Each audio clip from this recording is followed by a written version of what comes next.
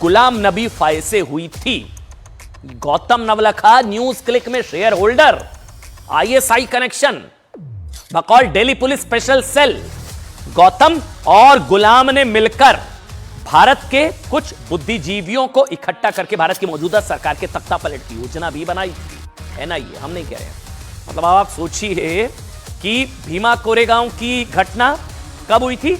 भीमा कोरेगांव हिंसा हुई, तारीख देख लीजिए, 1 जनवरी 2018 और 11 जनवरी को गौतम नवलखा न्यूज क्लिक में शेयर होल्डर बन गए।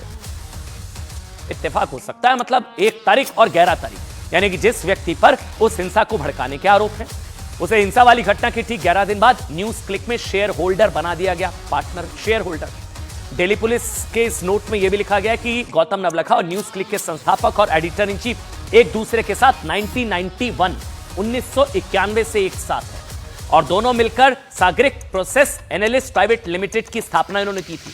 एफआईआर में यह भी लिखा है, जो एफआईआर है, कि न्यूज क्लिक को जो फंड गैर कानूनी तरीकों से हासिल हुआ उसका एक हिस्सा किसे जा रहा था? गौतम नवलखा को। एक हिस्सा गौतम नवलखा को भी जा रहा था। देखिए, इसके अलावा जिन लोगों को इस फंड में से हिस्सा दिया गया है उनके नाम मैं आपको पढ़कर सुनाता हूं। अच्छा, जो मेरे पास एक कॉपी है इसमें मैं एक हिस्सा आपको पढ़कर सुनाऊंगा, इसको अगर हम जूम कर सके। ये देखिए, अब आप जो मैं अब आपको पढ़ने जा रहा हूं। It is learn that Gautam Navlakha who is share holder in News Click from the year 2018 remained involved in anti-Indian unlawful activities and having anti-national nexus is Ghulam Nabi Fai who is an ISI agent। ये zoom, हाँ ठीक, ये देखिए आप, गुलाम नबी फाय ISI agent, उसका करीबी Gautam Navlakha share holder news click. अच्छा, जो मैं नाम बता रहा था, जहां जहां पैसा गया है, बतौर रिमांड नोट और बतौर दिल्ली पुलिस के इस डॉक्यूमेंट में इसमें लिखा, it is also learn that funds were distributed to Gautam Navlakha, Teesta Setalvad, Javed Anand तमारा और उर्मिलेश पत्रका प्रंजय गुआ ठाकुर था और त्रिना शंकर अभिसार शर्मा। ये सारा डॉक्यूमेंटेड है। ये रिमांड लेटर इस वक्त मेरे हाथ में है और एफआईआर की कॉपी भी है, उसमें लिखा गया है।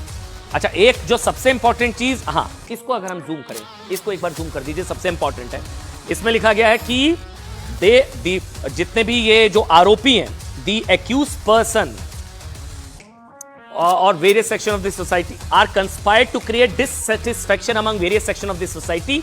दे are also found to be actively sympathising banned terrorist organisation, banned terrorist organisation के संपर्क में ये लोग थे, मतलब उनसे सिंपैथाइज करते थे, संपर्क में नहीं। They are been found to be actively sympathising banned terrorist organisation से इनकी हमदर्दी थी। ये सब एफआईआर और रिमांड लेटर में लिखा गया है।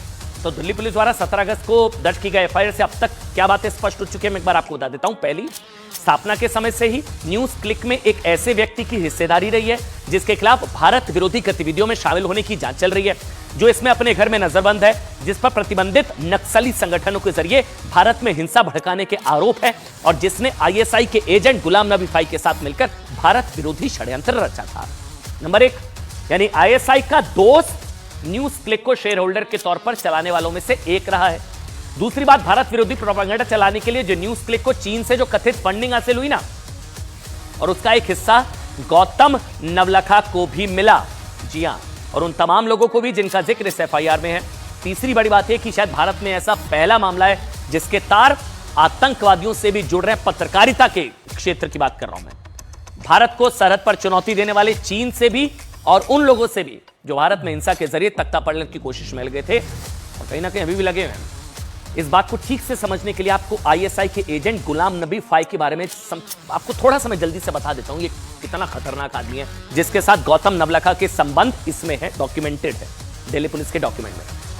गुलाम नबी फाई का नाम, पूरा नाम, जो आईएसआई का एजेंट है उसका पूरा नाम है सैयद गुलाम फाई, सैयद गुलाम फाई, और वो आधिकारिक तौर पर आईएसआई का एजेंट रहा है। ये बात अमेरिका की सबसे बड़ी एजेंसी एफबीआई ने भी मानी है और वहां की अदालत ने भी कि ये अमेरिका के आईएसआई का एजेंट है गुलाम नबी फाई।